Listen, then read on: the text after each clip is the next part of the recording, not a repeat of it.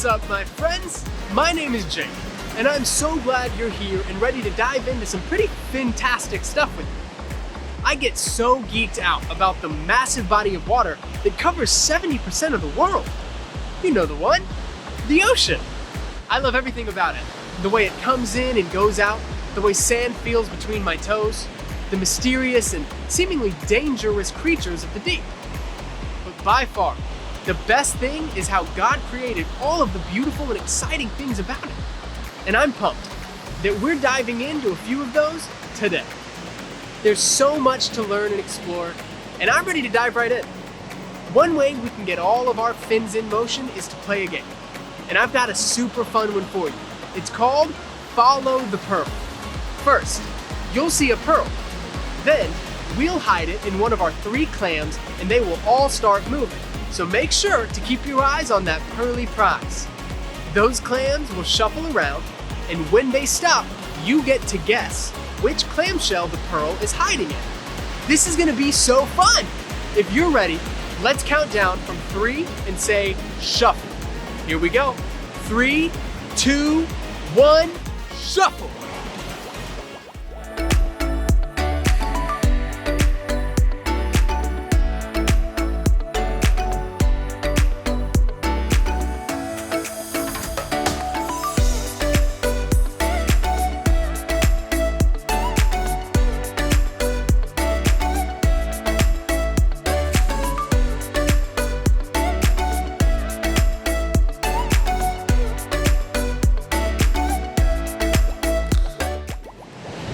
That was so fun! It's amazing that a beautiful pearl is formed inside of a clamshell, which is one of my favorite facts about God's incredible ocean creations. You see, a regular old piece of sand makes its way into the clam, and if it hangs out with the clam long enough, it changes and becomes a shiny pearl. And that actually makes me think of what it's like to follow Jesus. The Bible tells us that Jesus chooses regular people, like you and me, to follow him, and when we hang out with Jesus every day, he changes us, just like the pearl changes. Following Jesus is the best decision anyone can make. So let me hear you say this after me, as loud as you can. Follow. Follow! Jesus. Jesus! Great job. One way to follow Jesus is by worshiping him. Get on your feet and let's do that now by singing.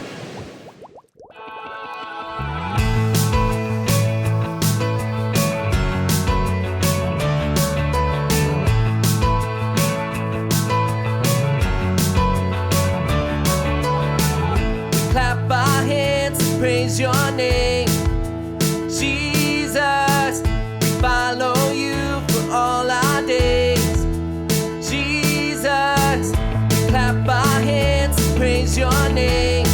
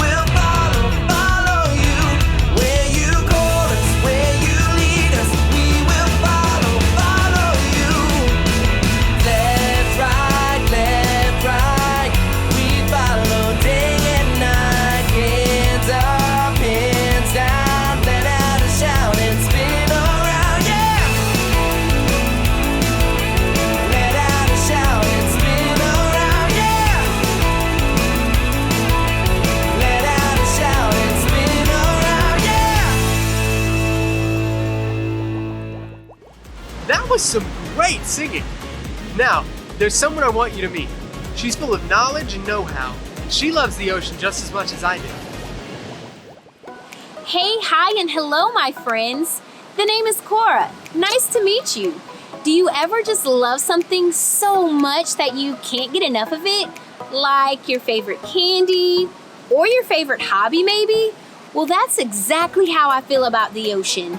Sometimes I wish I could just shrink down to the size of a tiny fish and swim around in God's big, beautiful creation. Well, as you already know, I can't shrink down to the size of a fish, so instead, I spend my time learning everything there is to know about them. In researching the deep blue sea and all the amazing things God has created, I found out that there are certain types of fish that actually follow sharks. When you hear sharks, you're probably thinking,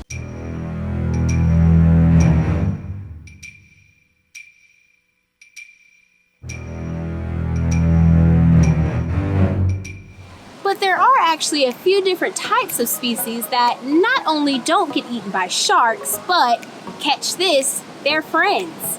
Surprising, I know. I think Bruce was onto something all those years ago.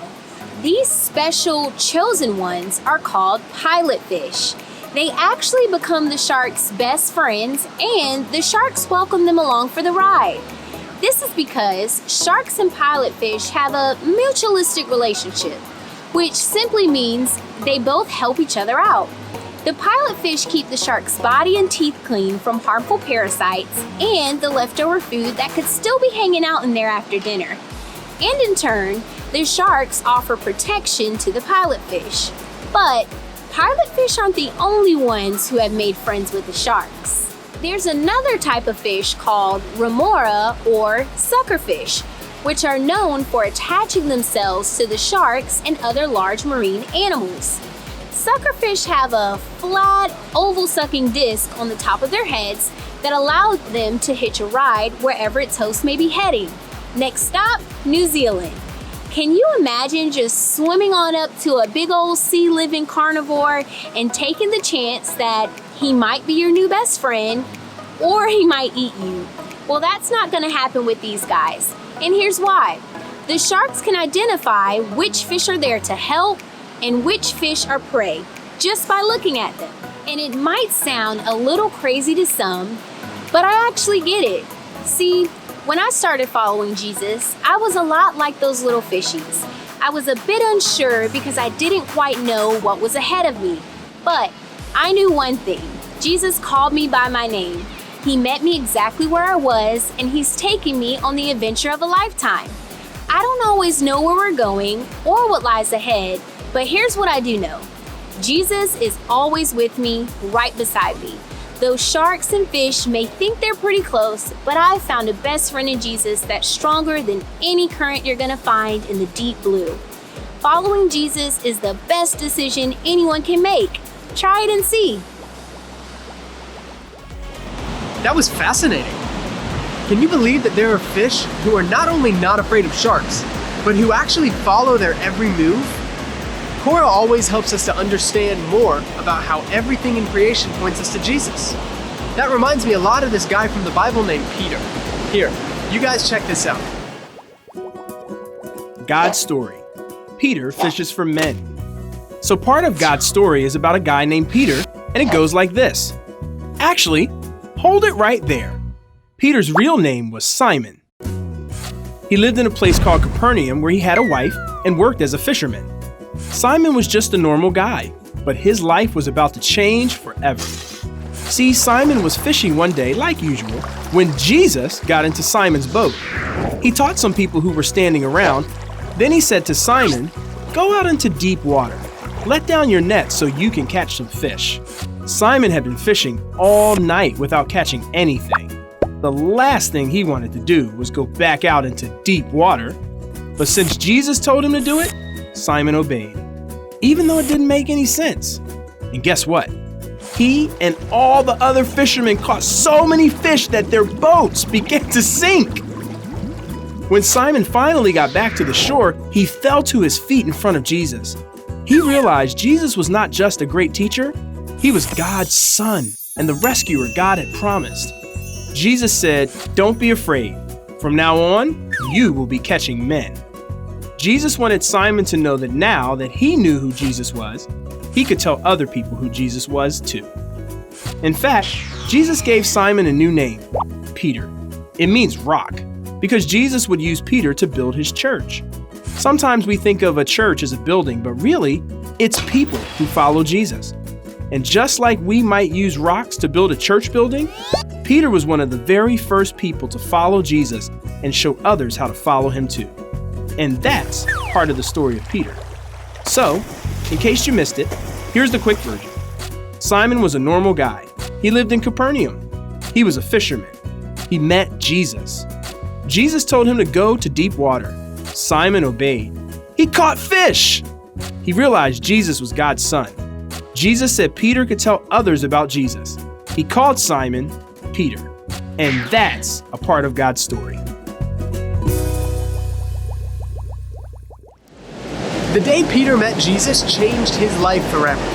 After that miraculous catch of fish, Peter knew that Jesus was God's son. So he started following Jesus by spending time with him, obeying everything he said to do, and telling others about him. And that's exactly what it looks like for you and I to follow Jesus too.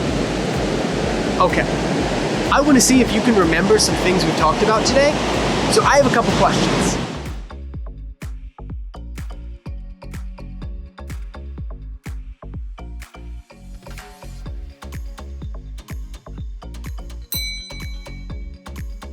It's B.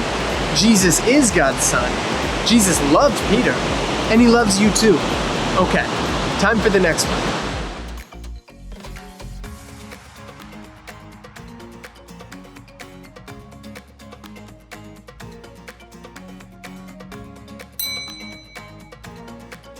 You got it! All of those are ways that you and I can follow Jesus. You guys, today has been so much fun, and I hope you'll come back next week. Before you go, let's pray together. Jesus, you are awesome. We know that following you is the best decision we can make. Show us how we can follow you every day. Amen. It's time for me to go, but the fun's not over yet. Check this out.